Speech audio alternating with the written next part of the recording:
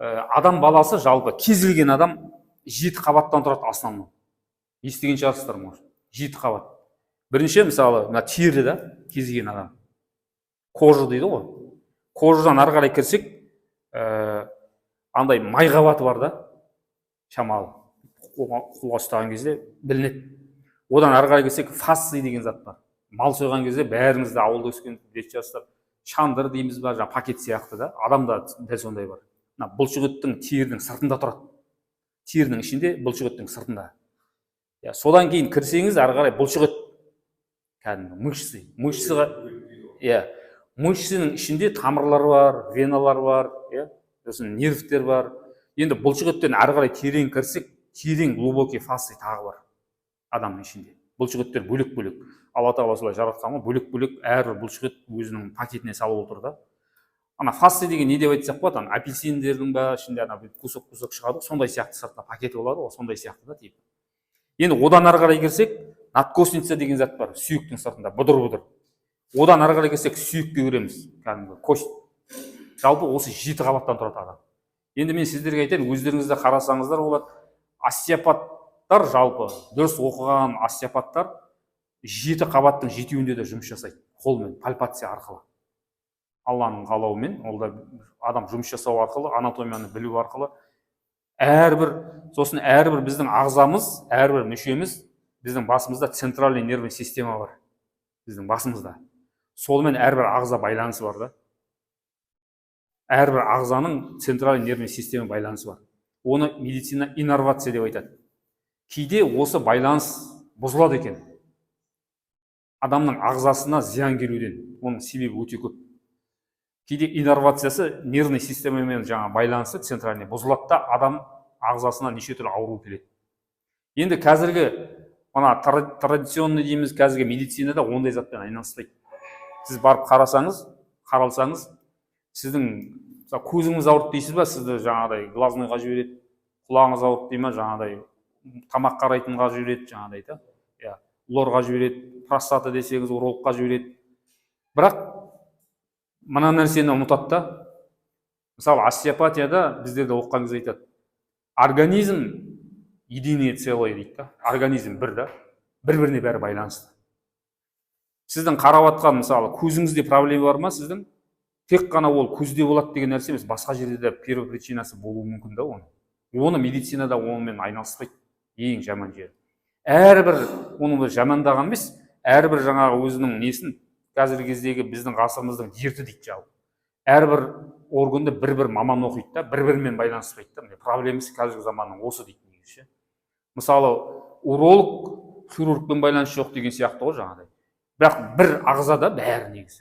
Бірақ әрбір бөлек-бөлек оқиды, бір-біріне типі қатысы жоқ сияқты да. Бірақ ол ағза бір адамдікі ғой, бір-біріне байланысты да, оның барлығы негізінде.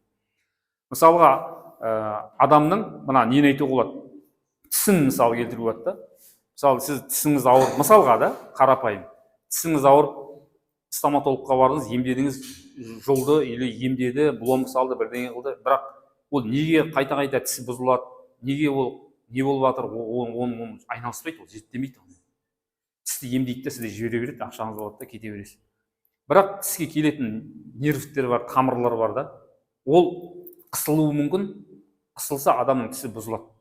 Естественный зат та ол, машинаның системасы сияқты ғой, адамда да солай, бірақ күрделі да. Ол қай жерде қысылып тұр, қалай болып тұр, ондай нәрсемен айналыспайды да. Ананың көрініп тұрған затпен жұмыс жасайды, болды. Ішіңізде мысалы тас жиналды, неге тас жиналып жатыр, ол қалай болып жатыр деген көп басына ауыртпайды, тасты алып тастау керек дейді да, болды. Алып тастайды, болды. Өтіңізбен қосып алып тастайды мысалы. Мысалы тізеде де жаңа операция жасау керек дейді да, оны негізі восстановление жасау болады, бірақ долгий процесс қой негізі.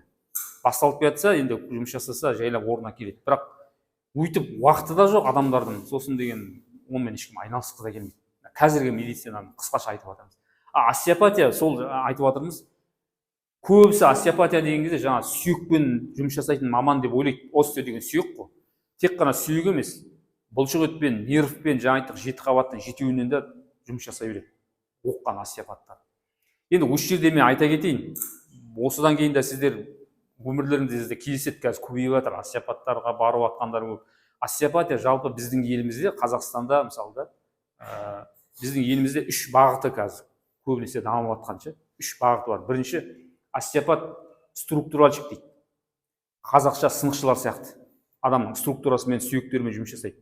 Жаңа мына ағаларымызбен жұмыс жасадық та, бір аяғы қысқа болып тұрды, бір жағы бірдеңе болып тұрды. Көрініп тұрған структурасы ғой адамның. Сонымен жұмыс жасайды. Тереңге кірмейді, шығып кеткен вывих, подвывихпен жұмыс жасайды деген сияқты. Кәдімгідей көрініп тұрған нәрсемен жұмыс жасайды. Структуральщик остеопат деп айтады. Енді екінші остеопаттың түрі бар. Адамның ішкі ағзаларымен жұмыс жасайды. Қазір оны слайдтан да көрсетеміз. Висцера деп айтады оны. Ішкі біздің ағзаларымыз бар ғой, ішек, бауыр, асқазан, қаншама нәрселеріміз бар ішімізде, жүрек.